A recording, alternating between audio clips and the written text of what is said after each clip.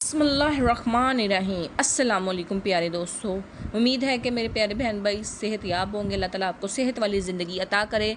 सवाल, रसूल सल्लल्लाहु अलैहि वसल्लम ने जब घर से सांप निकल आए तो इसके बारे में क्या हुक्म फरमाया? जवाब है, आप सल्लम ने फरमाया, जब घर से सांप निकल आए तो इससे कहो, हम नूह और सुलेमान के अहदो करार के रूह से ये चाहते हैं कि तुम हमें ना सताओ। फिर भी वो अगर दोबारा निकले तो इसको मारने का हुक्म दिया।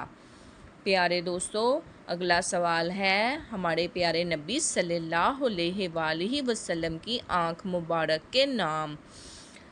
अंजल, इब्रज, अहदब, अहोल, अदाज, अकहल। ये सब हमारे प्यारे नबी सल्लल्लाहु अलैहि वसल्लम की खूबसूरत आँखों के नाम। अल्लाह ने ऐसी खूबसूरत आँखें कायनात में किसी को ना दी थीं। दोस्तों, हजूर पाक सल्लल्लाहु अलैहि वसल्लम के चेहरा मुबारक कैसा था, इसके बारे में एक वीडियो बनी है। अगर आप उसको देखना चाहते हैं तो यूट्यूब चैनल को ज़रूर विज़िट करिएगा। प्यारे दोस्तों, अगर मेरी वीडियो अच्छी लगी है तो इसको लाइक, शेयर और सब्सक्राइब ज़रूर करिएगा।